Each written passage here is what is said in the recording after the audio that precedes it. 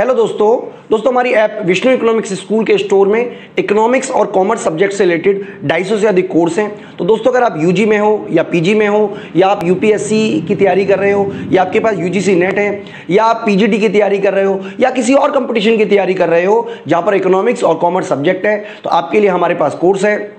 तो दोस्तों हमारी ऐप जरूर डाउनलोड कर लीजिएगा, Vishnu economics school. Hello everyone, welcome to Vishnu Economic School.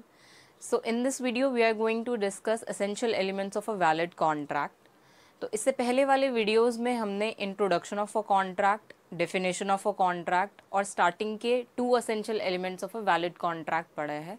सो इस टॉपिक पर टोटल 4 to 5 वीडियोस होंगे और इनमें से कुछ वीडियोस प्राइवेट वीडियोस हैं जो आपको विष्णु इकोनॉमिक स्कूल ऐप पर मिलेंगे। और अगर आप हमारे कोर्सेज़ के बारे में जानना चाहते हैं तो आप ऊपर दिए हुए नंबर पे कांटेक्ट कर सकते हैं। So let's get started with today's session. So हमारा जो नेक्स्ट एसेंशियल एलिमेंट है वो है लॉफुल कंसिडरेशन। अब हम कंसिडरेशन किसको कहते हैं पहले हम वो समझ लेते हैं। तो कंसिडरेशन को अगर मैं आपको लेमन लैंग्वेज में समझाऊँ तो कंसिडरेशन का मतलब है कि जो भी हम कॉन्ट्रैक्ट कर रहे हैं उसके अगेंस्ट या उसके बदले में हमें कुछ मिलना चाहिए। तो कंसिडरेशन का जो डेनोटेटिव मीनिंग है वो है समथिंग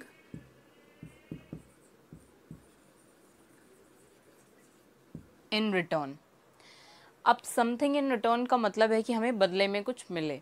जो भी हम प्रॉमिस या अग्रीमेंट या कोई कॉन्ट्रैक्ट कर रहे हैं उसके अगेंस्ट हमें कुछ मिलना चाहिए, मतलब उसके बदले में हमें कुछ मिलना चाहिए। तो इसको हम एक एग्जाम्पल से समझ लेते हैं जो हमने पहले भी डिस्कस किया था कि अगर मान लेते हैं आपके और मेरे बीच में एक कॉन्ट्रैक्ट होता है कि आप मुझसे 2 लाख रुपीज़ में एक कार परचेज़ करेंगे।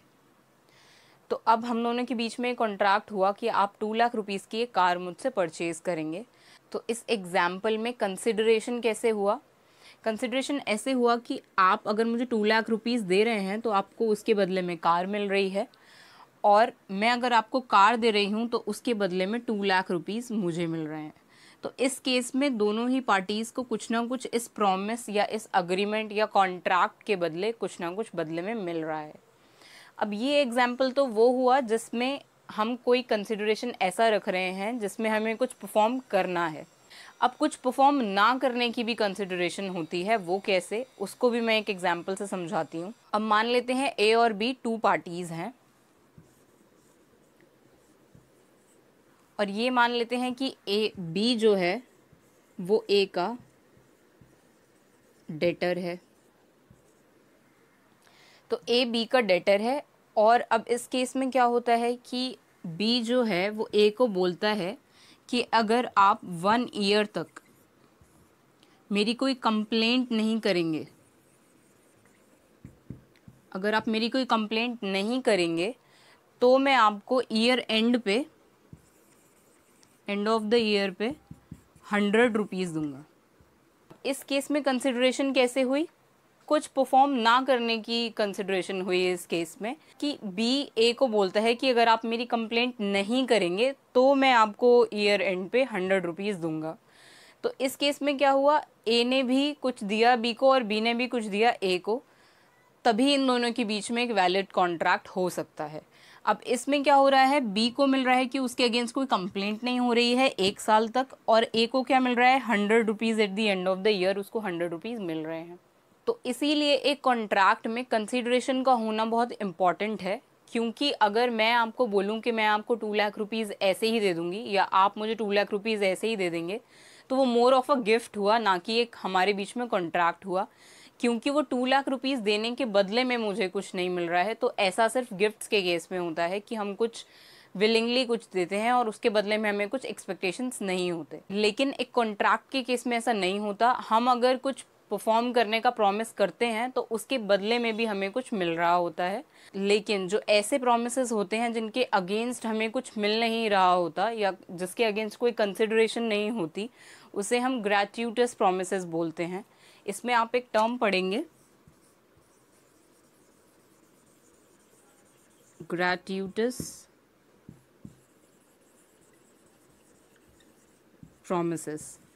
तो ग्रेट्यूटस प्रॉमिसेस जो हैं वो ऐसे प्रोमिसेस होते हैं जिनके अगेंस्ट हमें कुछ नहीं मिल रहा होता। जैसे मैंने आपको ये एग्जांपल दिया कि मैं आपको 2 लाख रुपीज़ ऐसे ही दे रही हूँ, तो वो एक ग्रेट्यूटस प्रॉमिस हुआ। इसका मतलब कि ये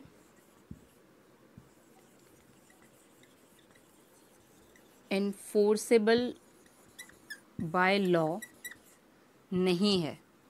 मतलब कि जो ग्रेट्यूटस प्रोमिसेस हुए वो इन्फोर्सेबल बाय लॉ नहीं है, कि अगर मैंने आपसे बोला कि मैं आपको 2 लाख रुपीज़ ऐसे ही दे दूंगी और बाद में अगर मैं 2 लाख रुपीज़ नहीं देती हूँ तो आप मेरे अगेंस्ट कोई कंप्लेंट नहीं कर पाएंगे, क्योंकि किसी भी कॉन्ट्रैक्ट का इन्फोर्सेबल बाय लॉ होना इम्पॉर्टेंट है।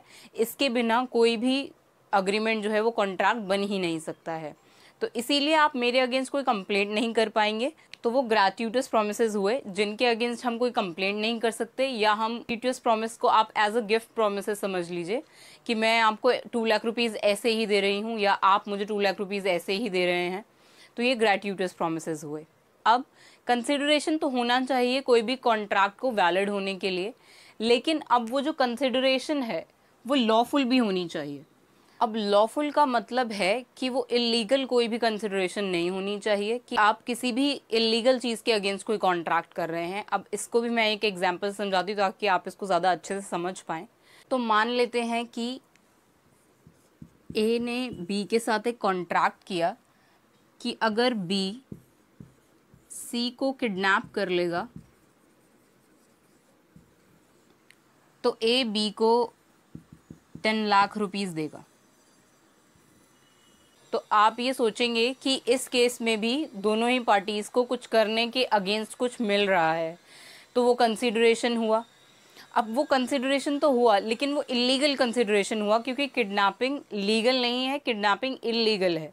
अब इस केस में बी अगर सी को किडनैप कर लेगा तभी ए बी को 10 लाख रुपीज़ देगा, तो ये इलीगल हुआ, अनलॉफुल एक्टिविटी हुई। तो इसीलिए कंसिडरेशन का लॉफुल होना इंपॉर्टेंट है। ऐसे वो सारी चीज़ें जिनकी ट्रेडिंग लीगल है, अगर उसको लेकर ए और बी के बीच में कोई कॉन्ट्रैक्ट होता तो ये लीगल लॉफुल कंसिडरेशन होती।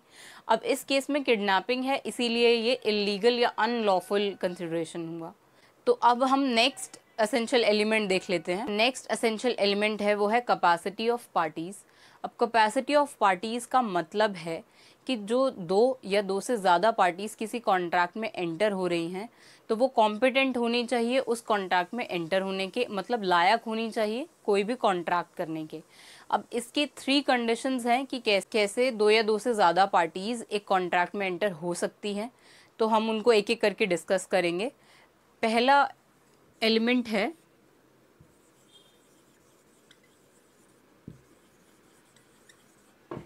Sound mind. तो जिस टाइम पर दो पार्टीज एक कॉन्ट्रैक्ट में एंटर हो रही हैं उस टाइम पर दोनों ही पार्टीज जो है वो साउंड माइंड की होनी चाहिए। अब साउंड माइंड किसको कहते हैं हम? साउंड माइंड का मतलब है कि जिस टाइम पर वो कॉन्ट्रैक्ट हो रहा है उस टाइम पर दोनों ही पार्टीज को ये समझ में आना चाहिए, ये पता होना चाहिए कि वो एक कॉन्ट्रैक्ट में एंटर हो रहे हैं या क्या कंडीशन है उस कॉन्ट्रैक्ट में एंटर होने की, और वो ड्रंक नहीं होने चाहिए उस टाइम पर। लेकिन अगर कोई पर्सन ड्रंक है तो वो भी कॉन्ट्रैक्ट कर सकता है, लेकिन सिर्फ तब जब वो ड्रंक नहीं है। तो जब वो साउंड माइंड का होगा तभी वो कॉन्ट्रैक्ट कर सकता है। अब इसमें कोई कंडीशन नहीं है कि एक ही पार्टी होगी, दोनों ही पार्टीज का साउंड माइंड का होना इम्पॉर्टेंट है। अब सेकेंड एलिमेंट है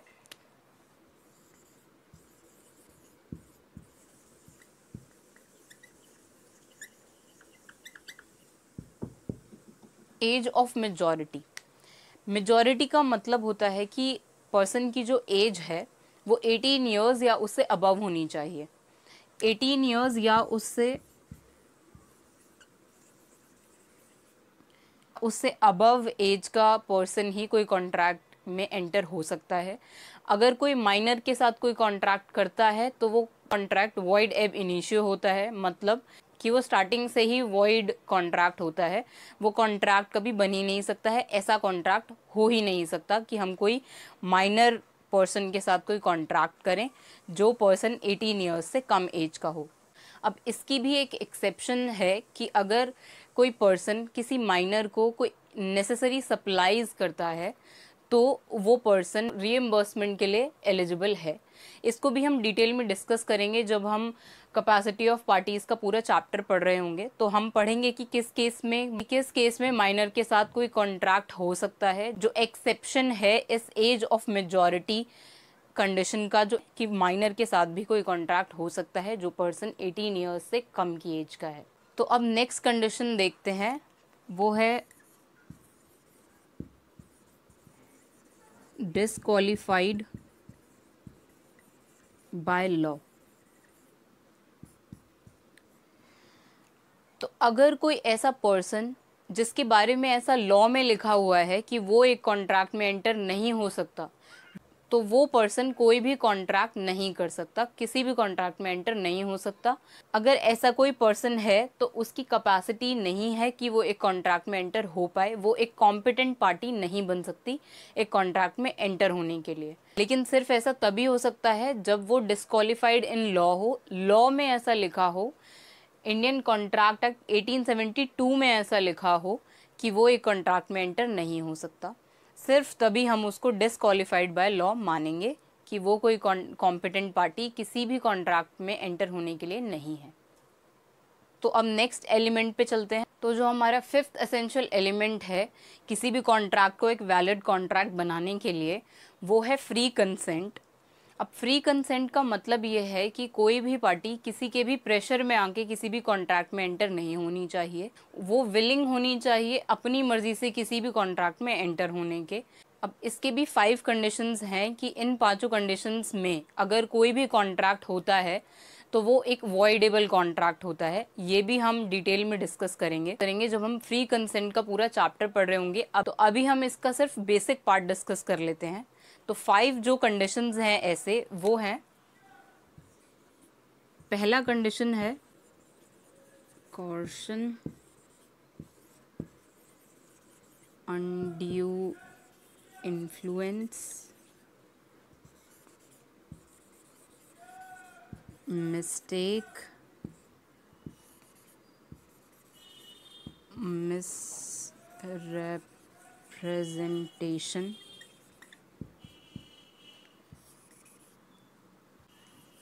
और फ्रॉड। अब अगर इन 5 कंडीशंस में किसी भी कंडीशन से कोई भी एक कॉन्ट्रैक्ट में एंटर करवाया जाता है, फोर्सफुली किसी भी पार्टी से कोई कॉन्ट्रैक्ट करवाया जाता है, तो वो कॉन्ट्रैक्ट एक वॉइडेबल कॉन्ट्रैक्ट होता है। अब वॉइडेबल का मतलब होता है कि जो कॉन्ट्रैक्ट 2 पार्टीज कर रही हैं उनमें से एक पार्टी जिससे ये कॉन्ट्रैक्ट ज़बरदस्ती करवाया जा रहा है, उस पार्टी के पार्ट पर है कि वो ये कॉन्ट्रैक्ट करे कि ना करे। अब इसको भी हम डिटेल में समझेंगे जब हम काइंड्स ऑफ कॉन्ट्रैक्ट पढ़ रहे होंगे। काइंड्स ऑफ कॉन्ट्रैक्ट में हम वॉइड कॉन्ट्रैक्ट, वॉइडेबल कॉन्ट्रैक्ट किसको कहते हैं, ये सब कुछ डिस्कस करेंगे, इनका डिफरेंस भी डिस्कस करेंगे। तो अभी फ़िलहाल इसका बेसिक अगर मैं आपको समझाऊं तो इसका मतलब सिर्फ इतना है कि ये जो भी एग्रीव्ड पार्टी है,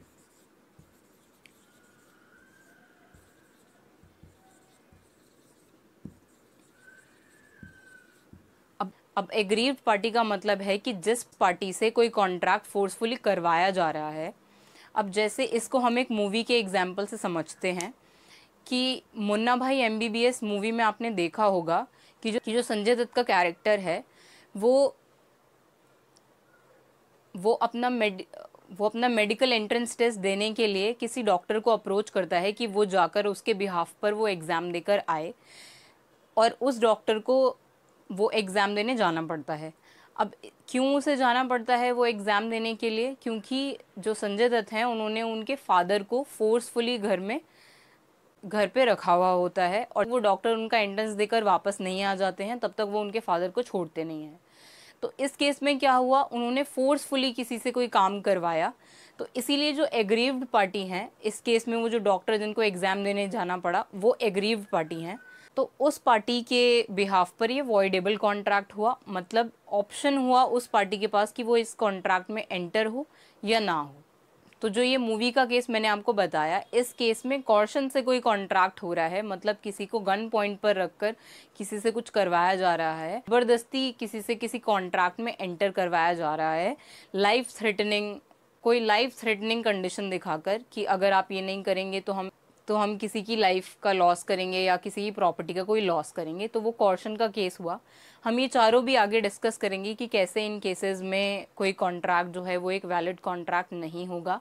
इसीलिए फ्री कंसेंट का होना इम्पॉर्टेंट है कि कोई भी जो दो पार्टीज़ हैं अगर किसी कॉन्ट्रैक्ट में एंटर हो रही हैं तो उनका फ्री कंसेंट होना इम्पॉर्टेंट है, मतलब वो विलिंगली किसी कॉन्ट्रैक्ट में एंटर होने चाहिए। उन्हें किसी भी एक केस से उस कॉन्ट्रैक्ट में एंटर नहीं करवाया जाना चाहिए, तभी वो एक वैलिड कॉन्ट्रैक्ट तक पहुंच पाएगा, वरना वो एक वॉइड कॉन्ट्रैक्ट होगा या वॉइडेबल कॉन्ट्रैक्ट होगा। तो अब नेक्स्ट वीडियो में हम डिस्कस करेंगे हमारे remaining 5 elements of a valid contract. So that's it for this video. Thank you.